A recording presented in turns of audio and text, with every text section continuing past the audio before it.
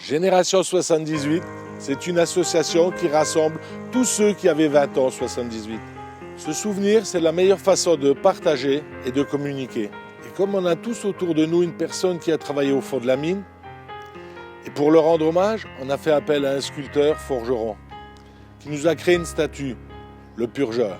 Le purgeur était une personne qui, au péril de sa vie, décrochait les blocs du plafond de la galerie afin de sécuriser le chantier.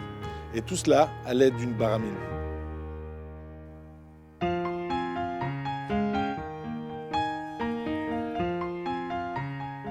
Il faut dire que moi, mon inspiration, c'est la mythologie celte, c'est-à-dire c'est l'âge du fer.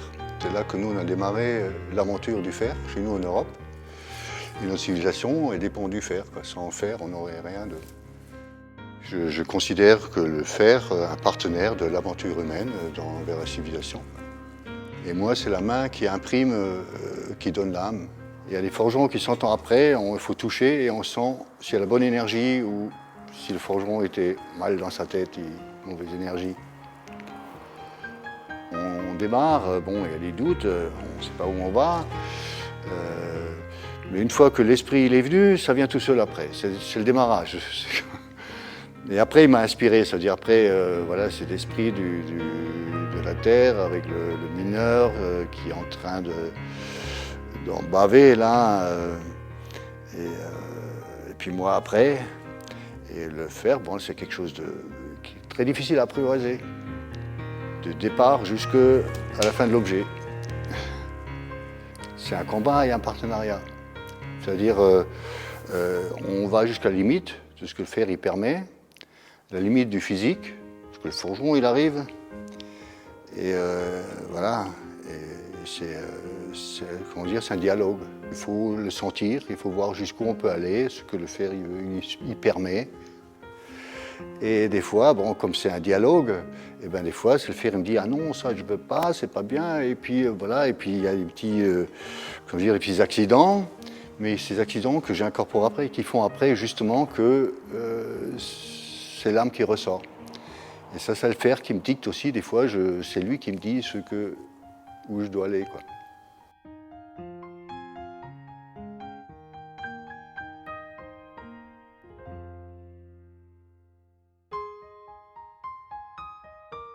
C'est le départ de la grande aventure du fer, quoi. Oui, c'est le ménard qui est lui entre la terre et le forgeron, qui est l'intermédiaire. Et de lui rendre honneur, ben c'est ça qui m'a touché, c'est ça qui a fait que justement je me suis impliqué à fond dedans et j'ai essayé de lui donner une âme, de lui faire ressentir et qu'on est pris dans une chaîne qui nous dépasse, aussi bien le mineur que moi. Et ça, c'est le produit de ce partenariat, en fait.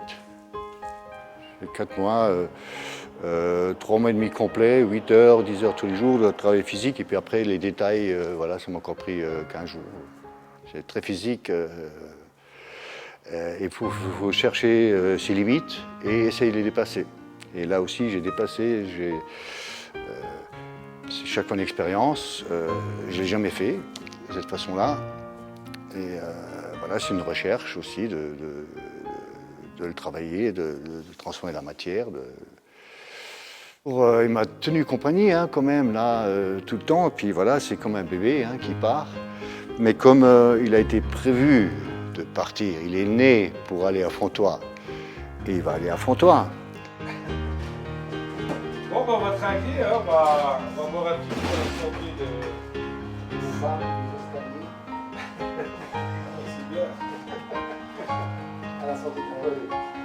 Bon Louis, t'as vu mon expo photo? Bah oui, Sylvie, j'ai vu ton expo, elle est super bien, je te remercie encore d'être monté de ton enthousiasme, tu m'as suivi. D'être monté tous les 8 jours avec mes chiens pour faire les photos. Voilà. Le choix de l'artiste s'est imposé à nous assez rapidement, car M. Théobald a su nous présenter ses œuvres de manière vraiment très poétique et nous lui avons fait entière confiance quant à la réalisation de notre projet. Il a d'ailleurs accompagné son œuvre jusqu'au bout, puisqu'il a participé à son installation sur le site du Super U.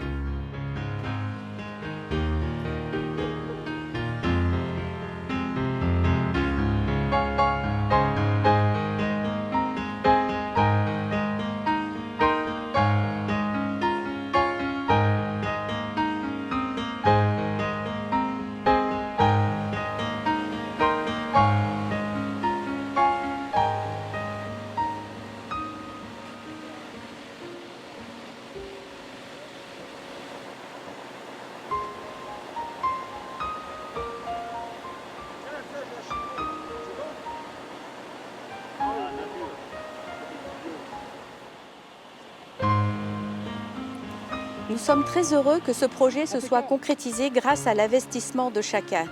Notre association avait réuni ses membres autour de la photographie et de la musique il y a quelques années et nous espérons garder le même esprit de retrouvailles encore longtemps avec les représentations annuelles de nos pièces de théâtre qui nous ont donné un nouveau souffle depuis 10 ans.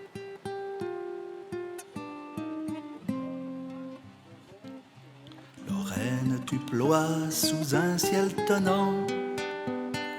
Sous tes hauts fourneaux, j'entends les sirènes. Notre éperdument, belle souveraine, nous habille en noir à midi sonnant.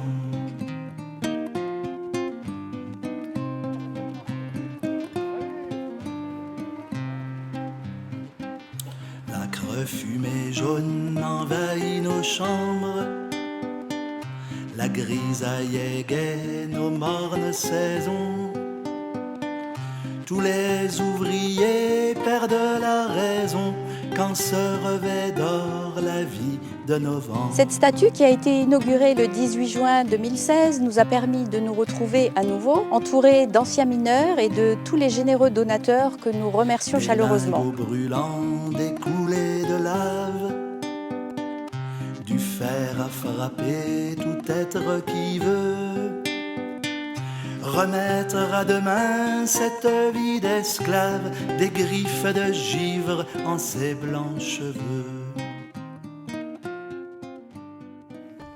Nous allons prochainement agrémenter les abords de la statue par la pose de dalles, continuer bien sûr à la fleurir au fil des saisons et pourquoi ne pas prévoir des bancs qui pourraient accueillir toutes les personnes qui seraient touchées par cette œuvre.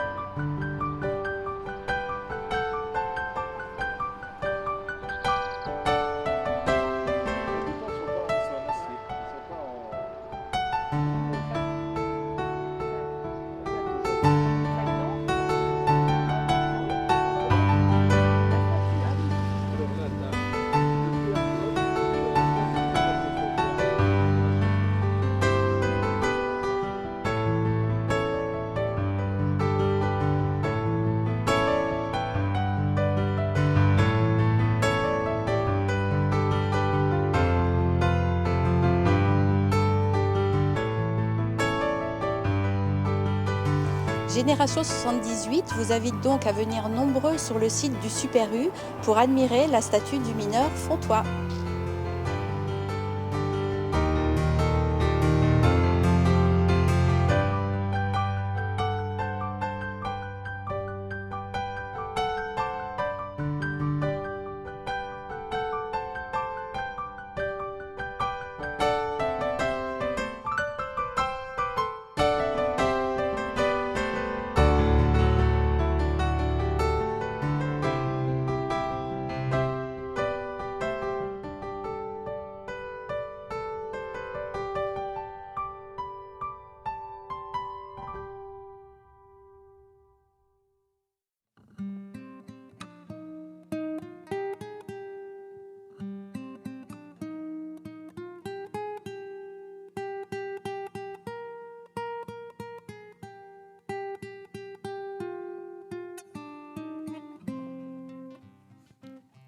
Lorraine, tu ploies sous un ciel tonnant.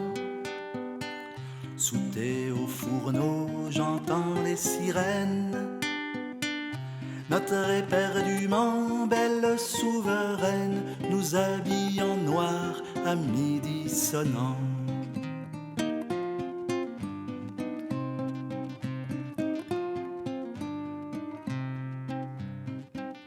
L'âcre fumée jaune envahit nos chambres.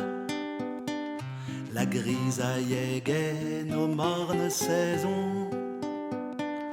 Tous les ouvriers perdent la raison quand se revêt d'or la vie de novembre.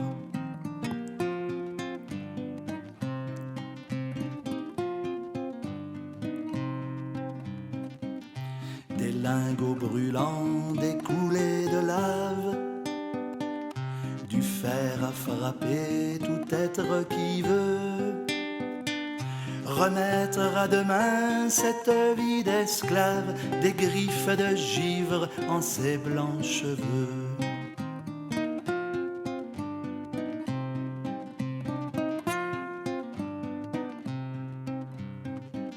Sous les ponts roulants, la tendresse rouille. Dans la cuve orange, un homme est tombé. L'on entend les chants de Monsieur l'abbé, une veuve en noir là-bas s'agenouille.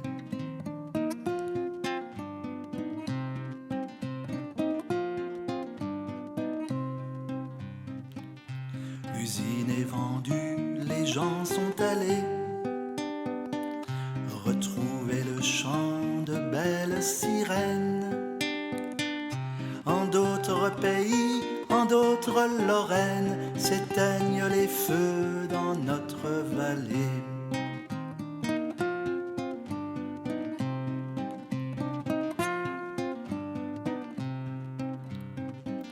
J'ai troqué mon bleu contre un vieux pourpoint. Je passe mes nuits à guetter l'orage. Mais au petit jour, rien ne m'encourage à battre pavé, à lever le poing.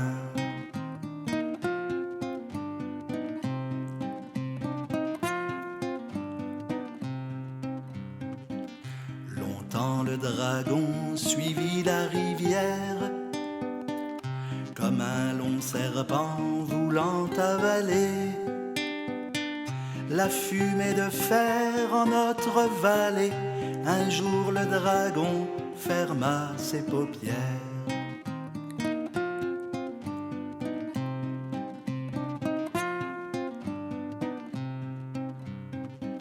Sur son corps tout chaud, sur sa carapace, s'est dévergondé un ogre malin.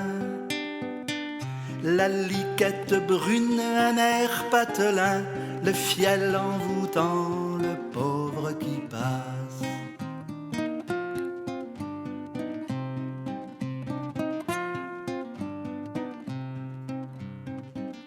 Quand bien même il n'a plus rien à manger,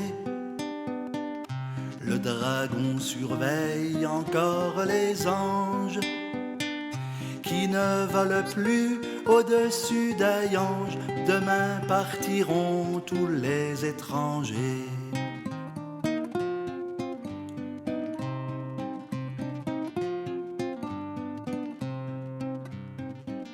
J'ai troqué mon bleu contre un vieux pourpoint.